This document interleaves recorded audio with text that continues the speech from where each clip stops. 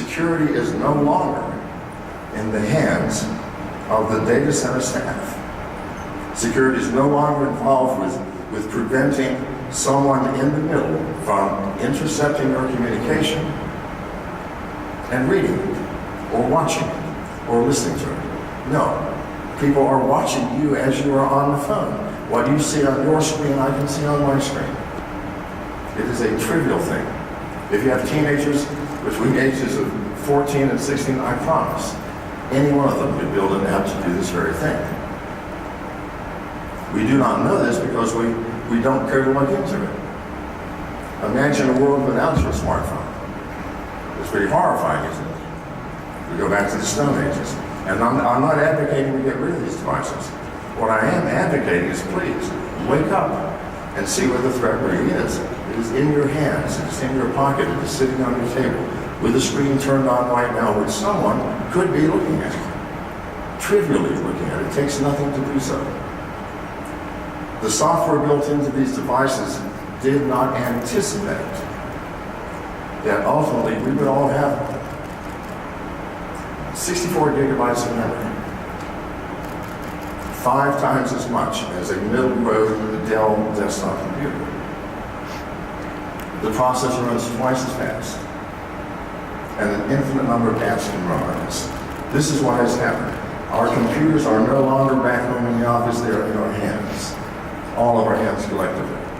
And if someone were smart enough to write software that, let's say, 100 million people downloaded, like any average game app, go on Google and look at the stats and you'll see 100 million people, and that piece of software was collecting information and sending it to a large mainframe in Moscow, then who needs to get into your corporate data center? I don't. They don't. They have all the information in their hands. Now, you say that's an almost impossible task. It is not. It is a data collection and processing task. And I promise you now that people have thought of this years ago, and that as we speak, these applications are being propagated, and they're on our phones, and we have no privacy. Run Decentral One. Go on to future10central.com. It's a free program and it's really free. I mean, my dad once told me nothing in life is free, but actually this is. It's a wake-up call. Run it and see what you've done to yourself. It will tell you every permission that every app has asked that you didn't bother to look at before. And you will wake up. Now, what to do? Well, I wish I had an answer. Future10central.com, again, my new company, has an entire host of products that can help you. But they can't solve the problem without your help.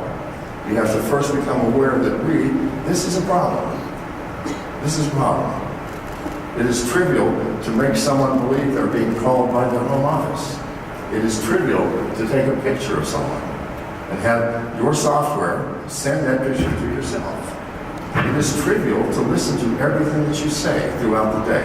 And even when you turn your telephone off, if you do not remove the battery, it is trivial to make this phone appear to be turned off. The screen goes blank. How do you know? There's no hardware switch. This is all software. I'm pressing a screen. So turn off, it'll make the noise. You'll think, good, phone's dead. No, it's not. In many cases, it's not. It is still listening. It is still watching. It is still reading your SMS messages as they occur. It's just not dinging or making noises. This is the reality. This is not a science fiction story. It's not some paranoid dream of mine. This is the actual truth of the world in which we live in.